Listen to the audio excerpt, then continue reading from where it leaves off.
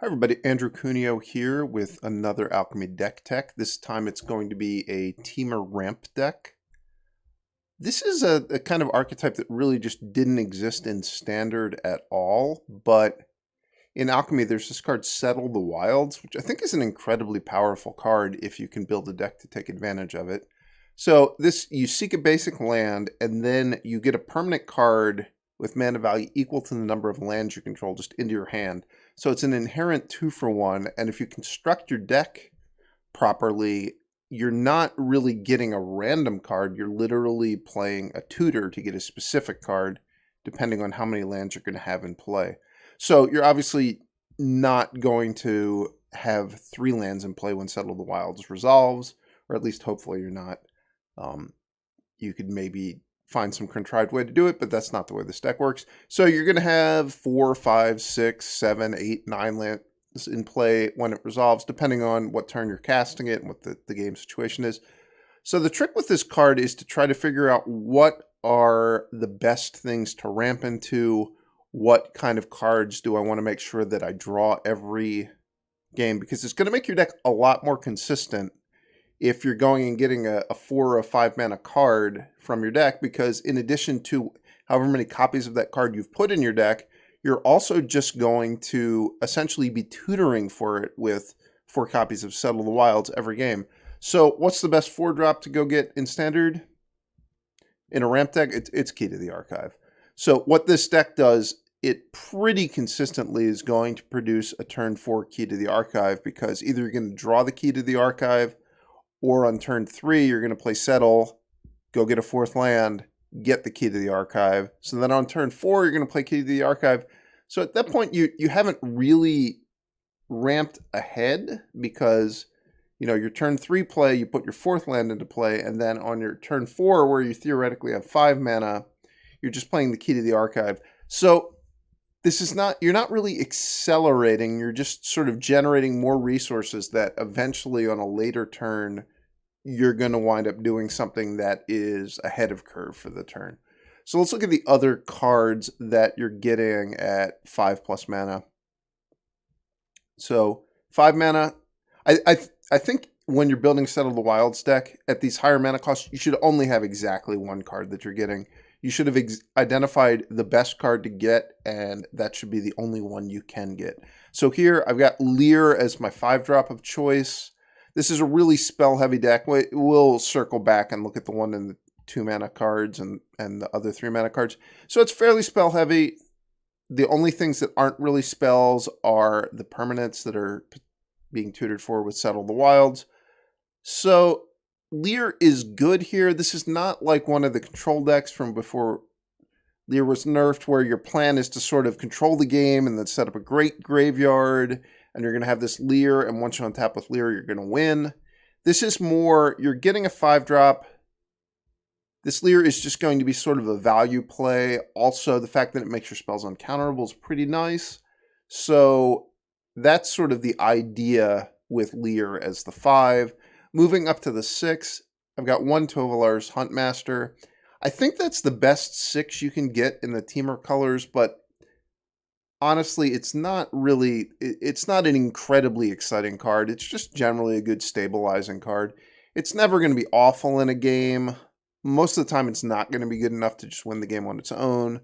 The other 6 that might be appealing to choose would be Avacyn's Caretaker, but given that this deck has very few other creatures, I don't think Avacyn's Caretaker would be very good.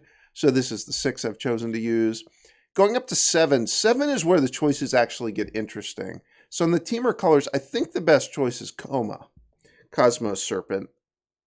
The other choice that you could potentially make is Hullbreaker Horror, but Hullbreaker Horror does ask for you to have a bunch of other spells that you can cast once you untap and specifically instance.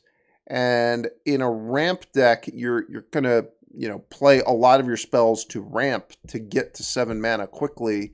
It's not a deck where you're going to make a bunch of land drops, play some card advantage cards, and then you're going to play the 7-drop, but you're going to play it when you have a mostly full hand.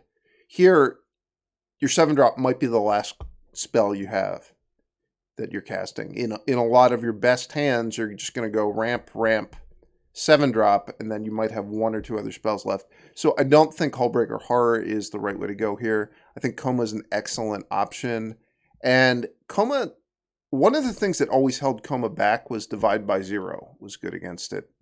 And there's a lot less Divide by Zero now that it's been nerfed in Alchemy. One of the more popular 2-mana removal spells in Alchemy is Vanishing Verse, and obviously that can't hit a Koma. Out of like a red-green style deck, they're just not going to have anything that can kill it. The only cards that really kill it are like Infernal Grasp, maybe Soul Shatter, something like that, or Meathook Massacre, where they can afford to spend 8 mana on it. So Koma is really durable right now, and it doesn't get hit by Divide by Zero. There aren't really that many copies of Fading Hope being played. So Koma is actually pretty well positioned, I would say, in the current state of Alchemy. Going up to 8 mana, I didn't like any of the options. So the one 8-mana card that I've seen people playing when they're trying to do this thing with Settle the Wilds, which I've seen people do it in blue-green, I've seen people do Naya. I don't think I've seen anybody do specifically Temur. I've seen some people do Sultai. The one 8-drop that is the most appealing to people is Bookworm. I think Bookworm is a pretty bad card. I think it's just kind of underpowered for Constructed. So I have not been playing it. If you really wanted to have an 8-drop, I think this is the one you would want to use. Also, if you, for whatever reason, felt like you really needed to gain life, like even 3 life off of your 8-drop just really isn't that much. If this gained more life, I'd be more excited about it. But just 8 mana, you get a 7/7, you gain 3 life and you draw a card. That's fine, but I don't think that's good enough. So I don't have an 8-drop. Instead, I'm choosing to play a 9-drop. I've got the Tarrasque, which I think is the only 8-drop you're reasonably going to play, or the only 9-drop you're reasonably going to play. The Tarrasque is a pretty interesting card. It's very powerful, but it's very hard to cast. But you have to remember, this is a deck where my best draws are going to be Settle the Wilds into Key to the Archive. So that's, turn at the end of my 4th turn, I'm potentially going to have 5 lands and a Key to the Archive in play. So I'm really not that far off of the Tarrasque. So I played with this deck a fair amount, and I have actually found the Tarrasque to be pretty useful.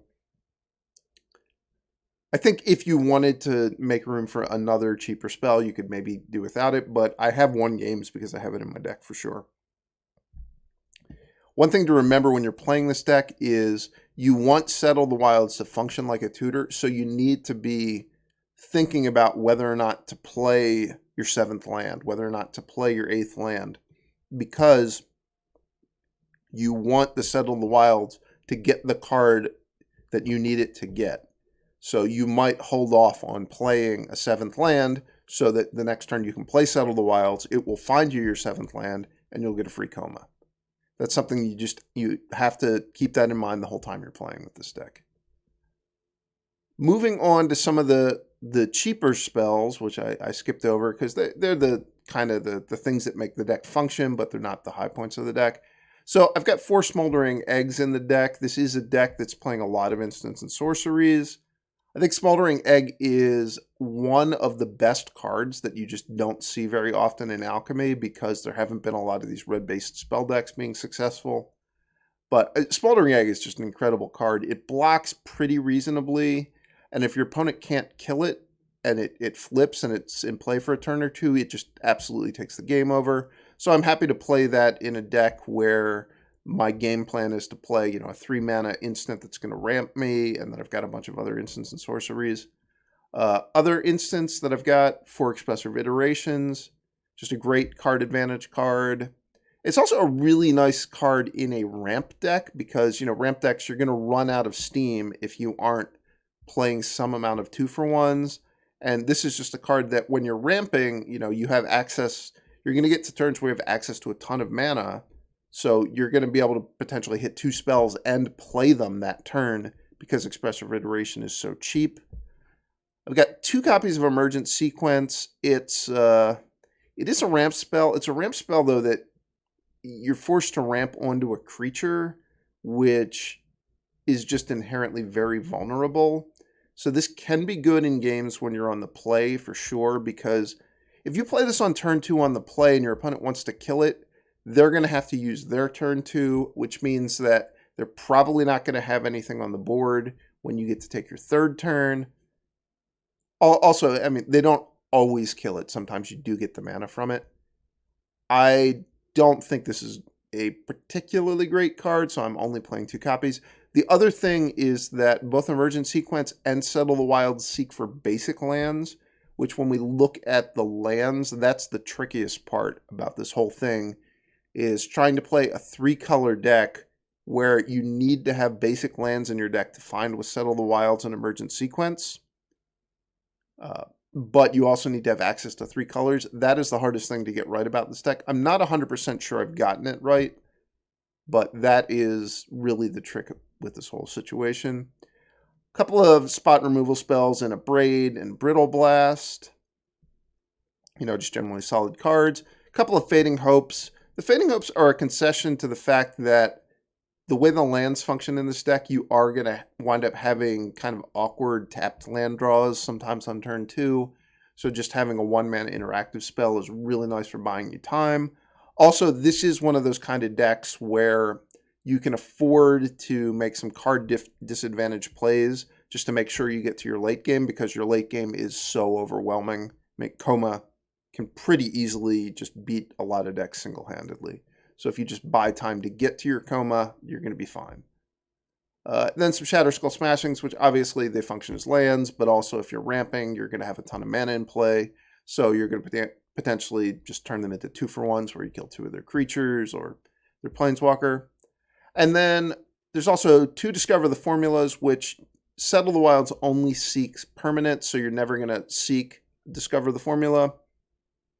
But Discover the Formula does go and get any non-land card, so it is going to hit some of your really high-impact, expensive cards. Also, it's just a great card in a deck that generates a lot of mana. So moving on to the lands, if we check, so we've got 25 actual lands, plus 2 Shatterskull Smashing, so that's 27 lands. We've got 6 cards that ramp for lands, so it's kind of like 33 mana sources, although remember, Settle the Wilds is coming with a really good expensive card attached to it most of the time. That's the whole reason this deck works. Then we've got Key to the Archive, which is a ramp thing, but it also, I think Key to the Archive, when it's at its best, you're converting an excess land that you don't need into a spell that is useful. I mean, some of the time you convert an excess spell you don't need into a better spell, but the one thing about Key to the Archive that's really nice is that you can comfortably play a lot of lands in your deck when you're playing with it, because you know that you're going to have opportunities to convert your lands into non-land cards. So that's sort of why we have that number of lands. Now, the color issues are real with this deck, because I'm playing a double green card, playing some double blue cards. A lot of my cheap cards are single red. And I need to have some number of basic lands to get with Settle and Emergent Sequence. I've chosen to play 6 basic lands, and I've got 6 cards that search for them. That's maybe 1 extra basic that I maybe don't need. But the basics are nice because they do always come into play untapped on turn 2. So you do want to have access to 2-drops. So untapped lands are great. So I've got 6 basics. You could maybe, if you wanted to tweak the lands, I would say maybe you could shave one of these for a pathway if you wanted to make the number of colored sources a little bit better. That might be a potential improvement. Then we've got the 12 duels. So 4 Stormcarved Coast, 4 Rockfall Vales, 4 Dreamroot Cascades, and only 2 Forsaken Crossroads. The Forsaken Crossroads are a concession to the fact that you don't want to have a ton of comes into play tap lands, and you've already got these 12 dual lands that are going to come into play on tap, or they're going to come into play tapped on turn 2, which is not very desirable. Also, in a ramp deck, having a land come into play tapped on turn 5 or 6 a lot of times is really bad, because it means that rather than getting to ramp into your expensive spell earlier than you would normally cast it, you're just delaying it a turn if you have a tapped land. So obviously, if you have Koma in your hand, you don't want your 7th mana source to come into play tapped. You just want to play Koma that turn. So that's why there's not more Forsaken Crossroads. And then just to round it out, I've got 5 pathways. I chose all green pathways because I think that access to early green mana is the most important thing. All of your best draws are going to cast Settle the Wilds on turn 3, so you want to have access to double green very early on in the game. Moving on to the sideboard. The sideboard of this deck is pretty interesting because one of the things you can do with the Settle the Wild style deck is you can choose what is the best permanent to get at a particular CMC and just swap into that in subsequent games. So I've constructed my deck so that if Koma isn't the best card, I can just swap into Cragcrown Pathway. So I'm interested in doing that if I'm playing against someone who is playing a lot of copies of Infernal Grasp. Because obviously Hexproof can't be countered. It's very, very hard to interact with this card. Whereas Koma, if you're playing against, a blue-black deck that's got a lot of Infernal Grasps and Soul Shatters, or you're playing against a blue-red deck that has a lot of Fading Hopes, or maybe they have Divide by Zero, they do have answers to this. Cragcrown Pathway basically says you need to have blockers for this, or you need to have sweepers. If you don't have those things, you're going to take 6. So I think that there are spots where you can upgrade your Komas to Cragcrown Pathway. And then kind of the same thing with Iymrith versus A-Lier. If you want to have a deck that's better at blocking, you'd board in the Iymriths. If you're concerned that your opponent's going to be exiling your graveyard, you'd board in Iymrith. So this is just a straight up swap. At any point you decide you don't like A-Lier, you're going to swap them for Iymriths. At any point you decide that Koma's not that great, you're going to swap them for Cragcrown Pathway. So that's just a direct in and out 100% of the time with the deck.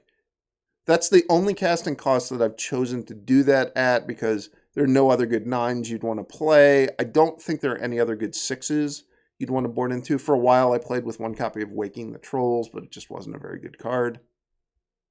So I think this is the only 6 that makes sense for the deck, given the colors I'm playing.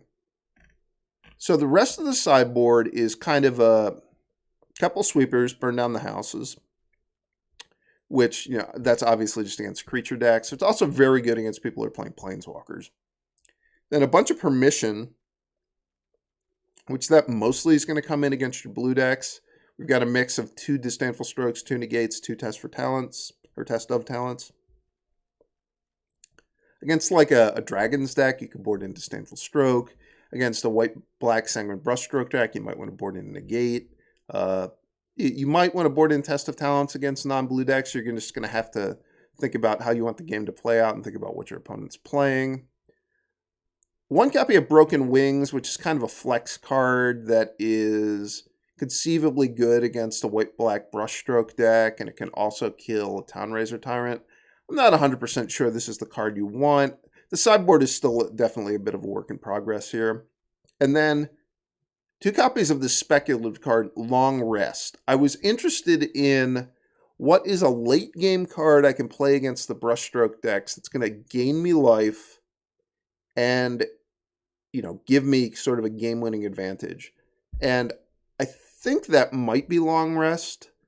I've been keeping it in my sideboard for a lot as I played the deck, and I just haven't gotten to play it specifically in that matchup yet, which is why I'm playing 2 copies. I just want to draw it and get to play with it and see if it's as powerful as I think it can be. One obvious huge problem with this card is Go Blank. I'm kind of concerned that Go Blank might be such a big problem that it's not worth playing with, but I want to keep it in my sideboard and at least get to draw it once or twice in the matchup before I give up on it. So this is one I would say, certainly if you're interested in trying this deck and you're like, I don't really want to spend the wild cards on Long Rest, I would say don't spend the wild cards on Long Rest. I'm not at all confident it is the right card for the sideboard. So that's the deck. Let's see it in action. Let's get into some games. All right, we've got turn 2, get a Mountain. And then hopefully I draw land and can just play Key to the Archive. If I don't, I could play Brittle Blast or Smoldering Egg. So this is Werewolves on the play. This could be a hard matchup. If they have a good hand, they can really put you on the back foot pretty easily.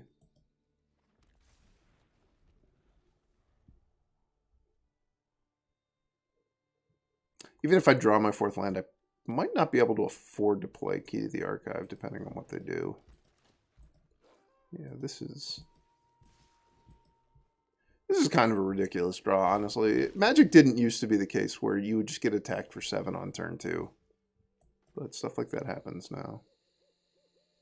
So I guess I want to go Egg and probably play Fading Hope. Then hopefully draw a land and just go land Brittle Blast and then draw another land. Oh my, they have a Townraiser Tyrant. This is not going well.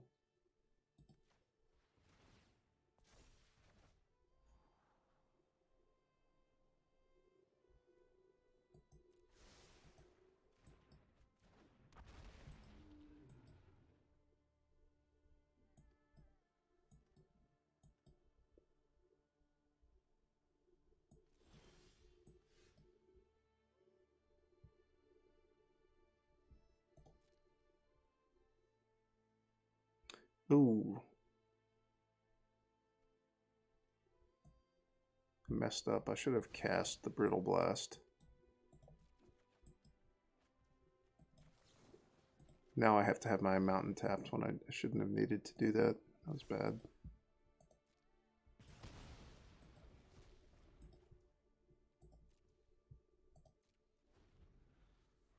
Potentially going to take extra damage from the Tenacious Pup I didn't need to take.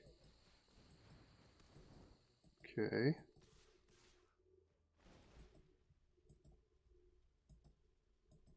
They were nice and didn't attack me with the pup, so I essentially profited a life. I guess I would have just blocked the pup anyway. Yeah, so this is just one of those games where it was on the draw against Werewolves, and they had a really strong draw, so there's not much you can do. I do like, in this matchup, Iymrith as a blocker. I like Burn Down the House as a sweeper. Don't really like any of my other sideboard cards. I don't think you want Tarrasque in this matchup. It's just too expensive. And the other thing is, there are 2 Komas in the main deck because there are some matchups where Koma is a great card, but your opponent can potentially answer it. So I wanted a second Koma. Against red-green, you never need to cast a second Koma. They just can't get it off the board once you get it into play. So there's not a ton of reason to have a second copy in. Because remember, you're going to be able to settle the wilds for the Koma in a lot of the games. So anytime you draw a second Koma, it's 100% useless.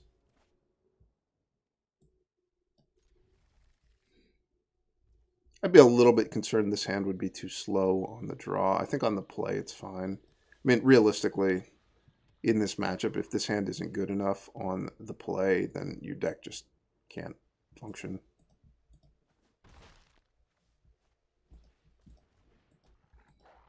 They also don't have a crazy good draw like they did last time.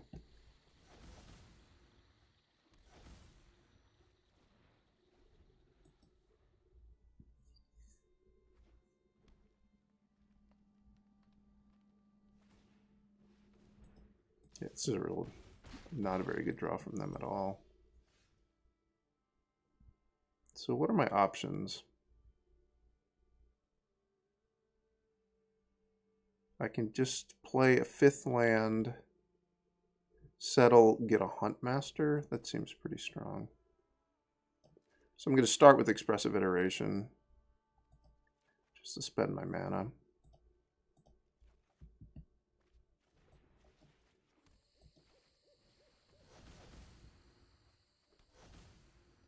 Settle into a Huntmaster.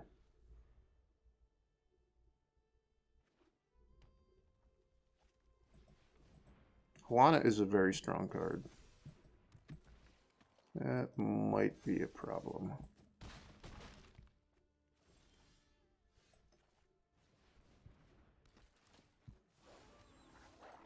Here's one of those spots where I didn't play a land that turn on purpose because I want my settle to be able to go and get the Koma.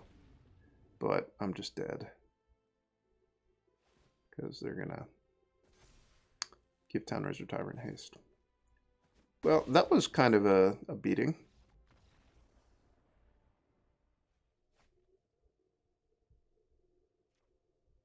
I'm going to keep, but I don't feel great about it. I feel a lot better about it now that I drew a land.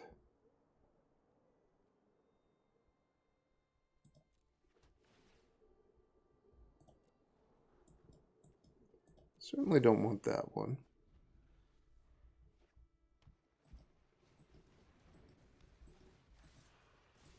I think this is one of this deck's better matchups. So I chose red. I'm going to go with green here for an egg. And then I'll be able to settle and get another key.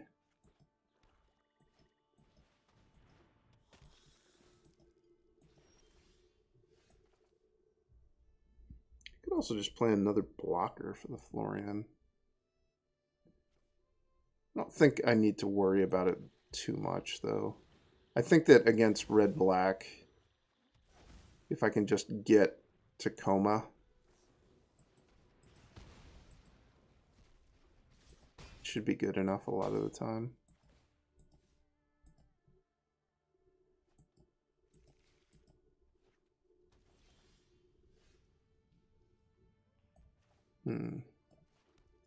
Maybe I'll take a turn off to just Brittle Blast the Florian.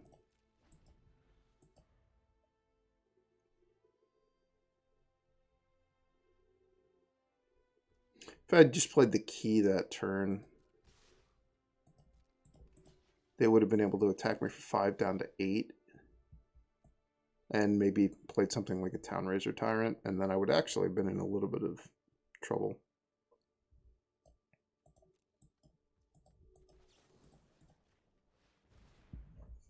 Here, especially if I draw a land next turn so I can play the second egg, I'll have a lot of defense available to me. The Townraiser Tyrant would be pretty annoying. Alright, Graveyard Trespasser is not really very annoying.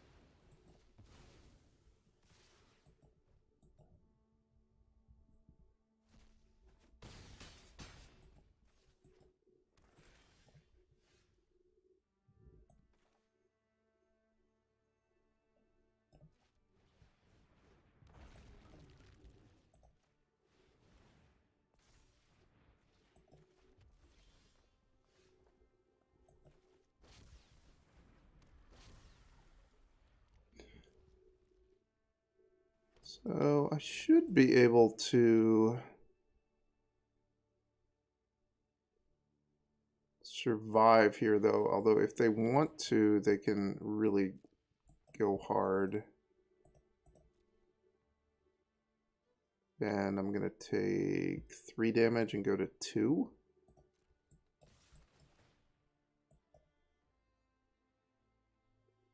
These decks do play some amount of burn, so could be dead here. Let's block here, here.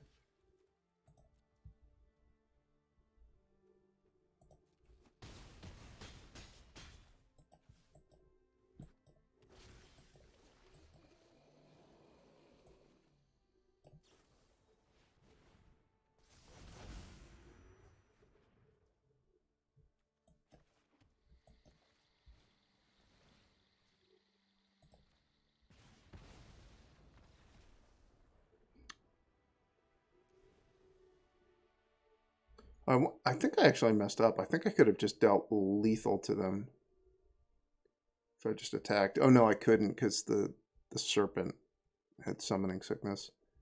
They definitely should not have conceded. I'm sure that they had burn spells in their deck that could have drawn into and killed me.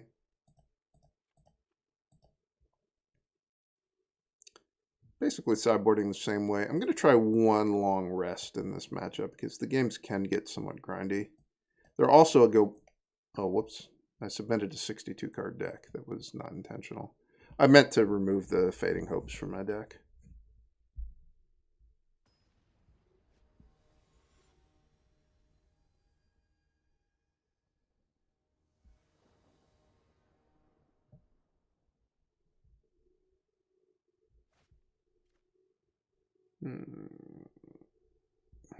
Sand on the draw. I really hate mulliganing against this red-black deck. They usually have so many Mind Rots in their deck. I think I'm just going to keep this. This is one of those hands where I'm banking on the fact that Key to the Archive is going to find me a spell, and I'm also hoping that Scrying is going to find me a spell. I should probably go with blue, I think.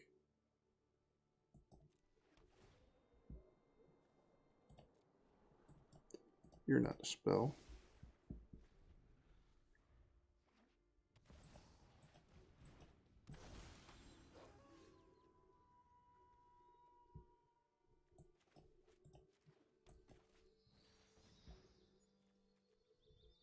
I think I maybe messed up by going with blue. I think I should have gone green.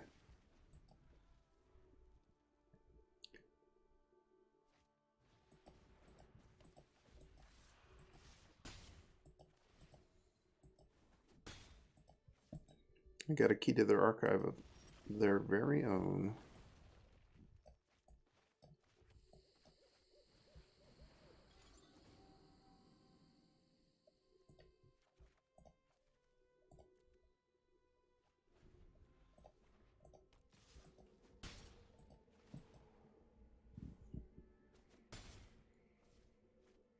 Oh no, they've discovered the formula. They're making me discard my long rest. Nice.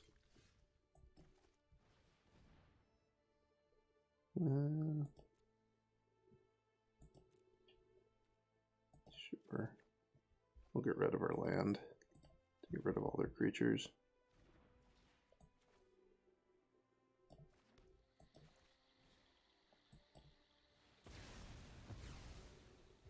So it's 6 mana to 4. They're up maybe a little bit on cards.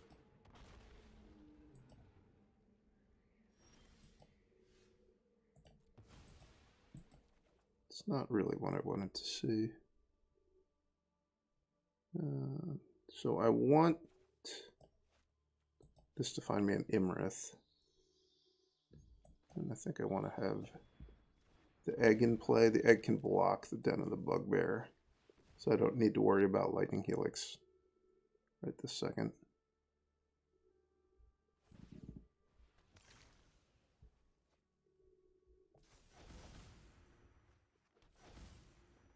It is a little bit awkward that the way my mana's working out. I guess I could go blue-white and I can Lightning Helix something that's in play, potentially.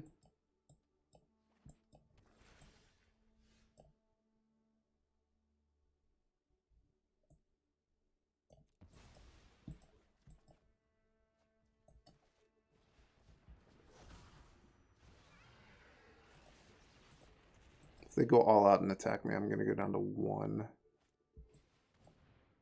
Go blank. Sure. Didn't need those.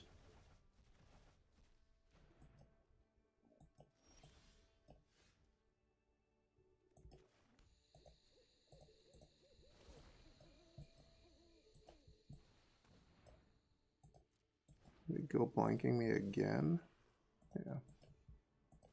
It's fine. You got a Lightning Helix.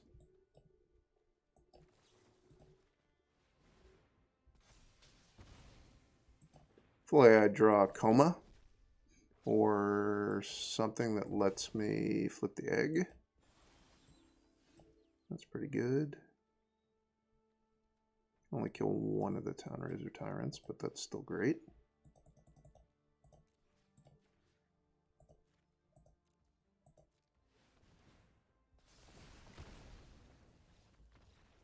Wasn't 100% sure I was going to attack with Iymrith that turn. I think I wasn't going to attack with the Iymrith.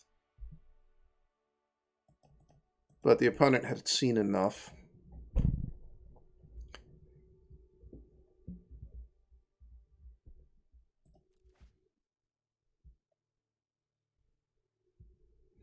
So I have Egg, and if I draw third land, Brittle Blast. Settle the Wilds is not close to being castable. I'm still going to keep, because I hate mulliganing. But I do acknowledge that this is a fairly weak hand.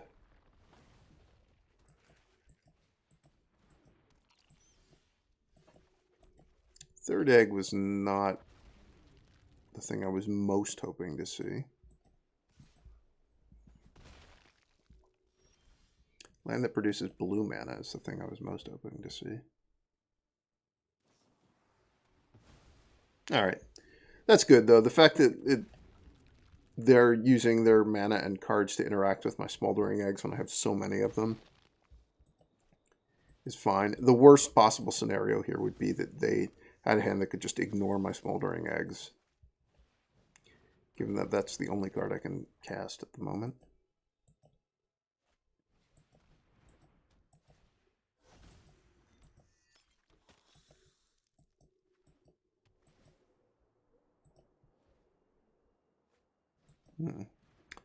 This is not looking particularly good. Come on, red-blue land. Or a Koma. Excellent.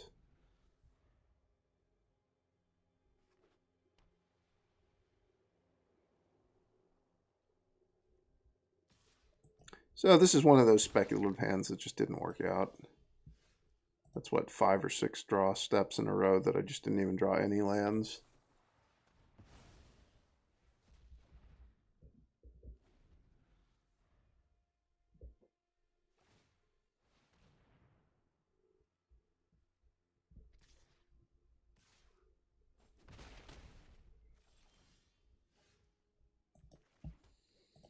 I'll play one more turn.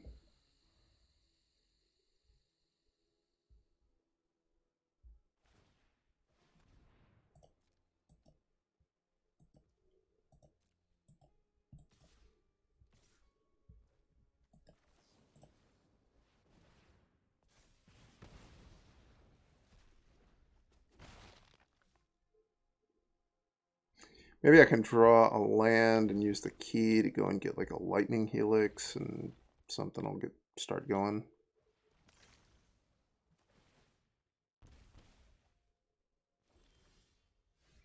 Or I could draw another Leer.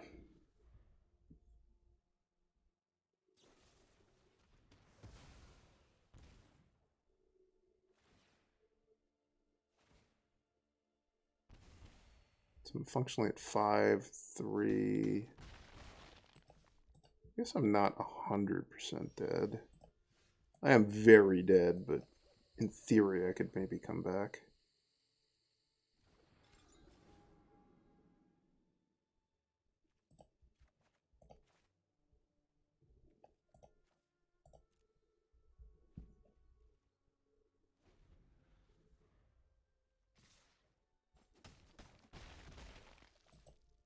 Just remember that the Brittle Blast has made all of these so that they're going to get exiled.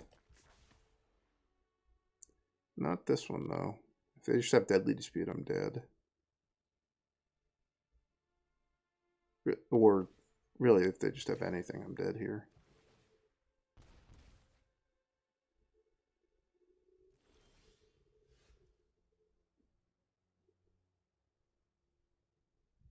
How can I live?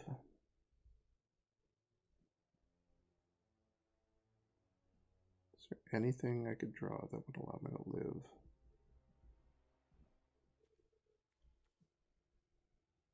Fourth Smoldering Egg to block this, I guess.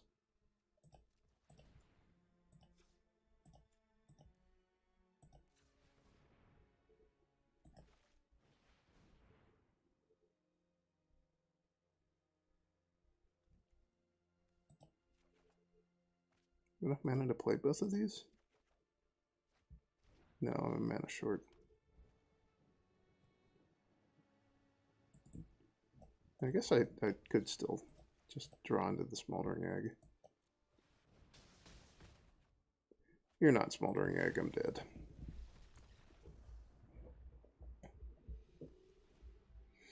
Alright, let's try Long Rest yet again. I want Burn Down the House, Iymrith, maybe Broken Wings. Let's try the Cragplate Baloths. I don't think I need these Komas. I'm going to take out A-Lier, obviously. Don't really like Fading Hope against this deck. Don't really like Abrade. And I'll trim one Smoldering Egg. Maybe I want Negate more than I want Broken Wings. Trim another Smoldering Egg. This is almost certainly too many copies of Long Rest. I should probably have 0 or 1. I'm really just playing 2 so that I can get the experience of playing with it.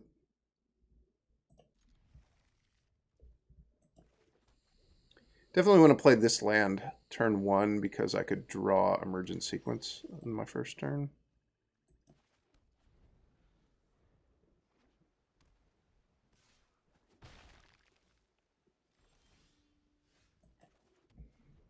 Given that I didn't draw a green land, drawing Negate is pretty nice. They're very likely to play a spell I'm going to negate on their third turn.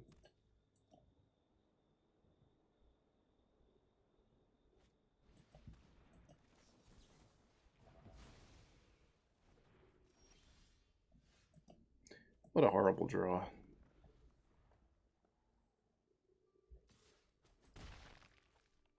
It's both not the green land I need to play Settle, and it's the only card in my deck that Settle could go and find. Which is just an awful combination for me.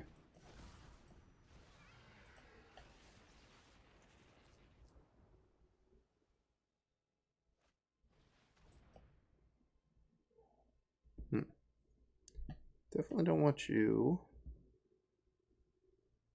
Guess I don't want you, because if I drew a green land, I would just play the Huntmaster.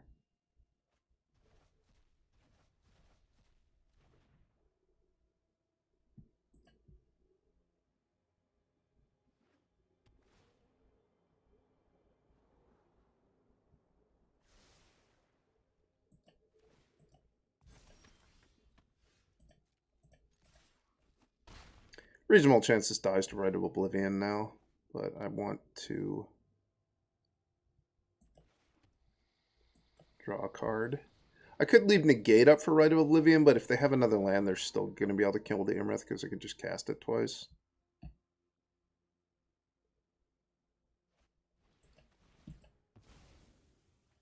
This way, especially if I draw a land next turn, I can just make 1/1s with Burn Down the House, and I'll probably kill them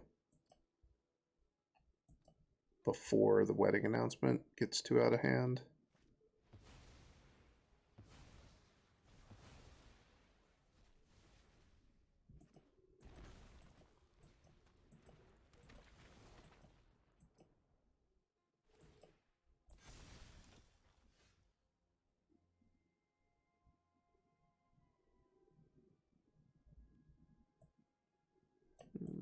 Let's just Brittle Blast this now so they can't deadly dispute it. I guess I should also just attack with my creatures. Trade off the board. This way, especially if they play something and I negate it, I'll just untap and play Burn Down the House. Yeah, there we go. Try to just kill them with the 1/1 Devils before they can get anything else into play. Oh no, they've got a 2/2 Eye Twitch. Don't like that very much.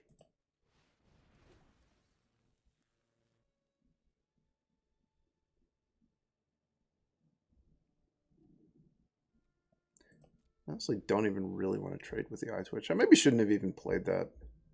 Because all that's going to happen now is that the Eye Twitch is going to be able to block the Cragplate Baloth. And they'll go and get Mascot Exhibition, and the ground will just become gummed up. I guess I don't need to the Devil kill the Eye Twitch. I can just deal 1 to them. So this is actually fine.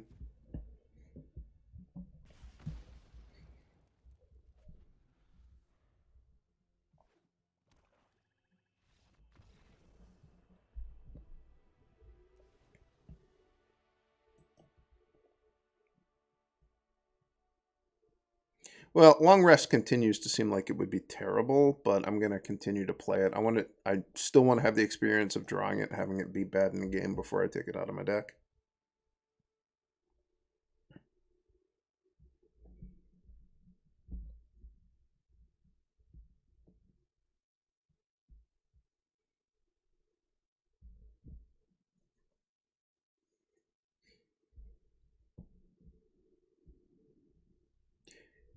It's maybe not quite as bad as it seemed against Go Blank, because it's really only a bad top deck against somebody who's casting Go Blank against you. Obviously, if they play Go Blank against you and you're looking at what spells to discard from your hand, you can just discard Long Rest, and it's really no worse than any other spell would be at that point. It's just the games where they Go Blank you and then you top deck the Long Rest and you need to do something but your graveyard is gone, then it's really going to be bad in. So this is one of those hands. If I draw a green mana source, I think my hand becomes pretty great. If I don't draw a green mana source, it could get a little ugly.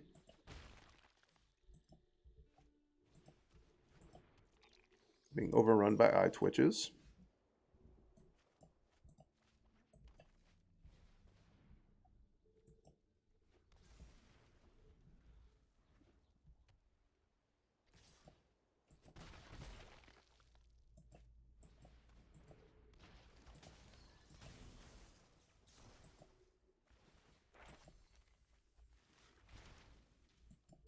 I'm going to play the Key to the Archive because it ramps harder than the Settle the Wilds. And I think I want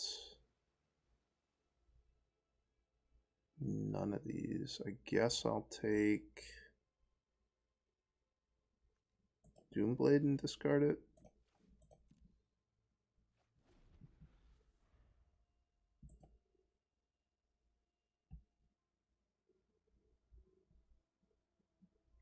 Next turn, I'm basically guaranteed to be able to play Iymrith, the Desert of Doom.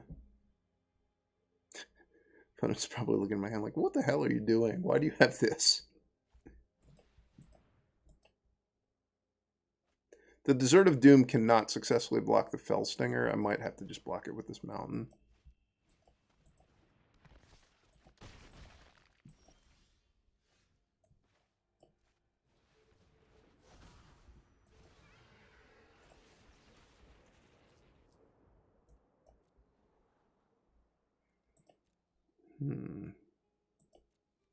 Scragplay Baloth is really not a very good card against people who are playing with Fellstinger. Maybe in this matchup, Koma is better.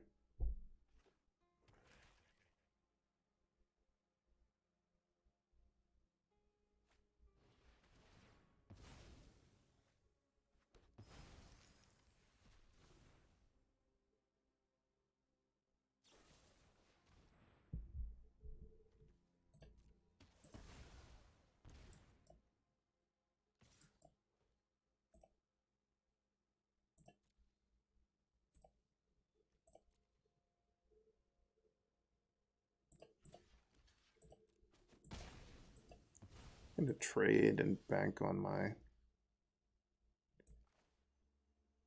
Settle the Wilds being good. I think I want to get another Iymrith.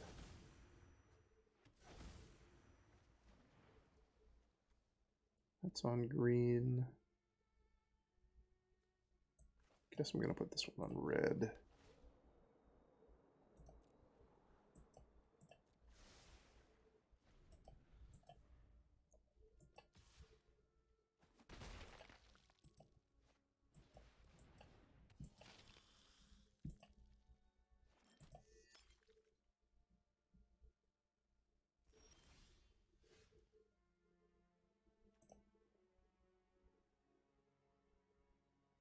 So I can get 1, 2, 3, 4 cards. Seems okay. Still pretty expensive for what it's doing, honestly.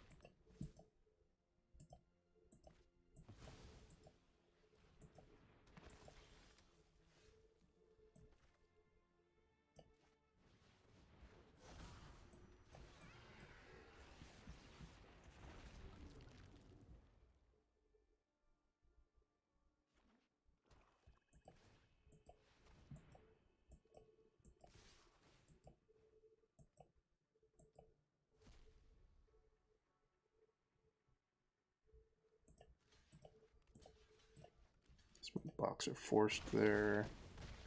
Probably I'm dead. Maybe if I draw the Tarrasque, that won't save me.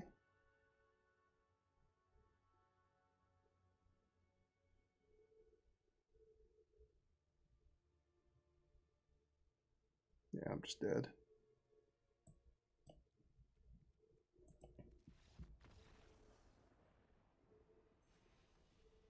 All right, well, I'm going to leave it there. It seems like I still need to work a little bit on making this deck better against creature rushes. But I do think that the main takeaway is that the settle into Key to the Archive is a very powerful interaction. And I'm going to be looking for what's the best shell to put that into. So this is like version 1 of that, and stay tuned to see future revisions that will hopefully be better at not just dying to creature rushes. Thanks for watching, and I'll see you next time.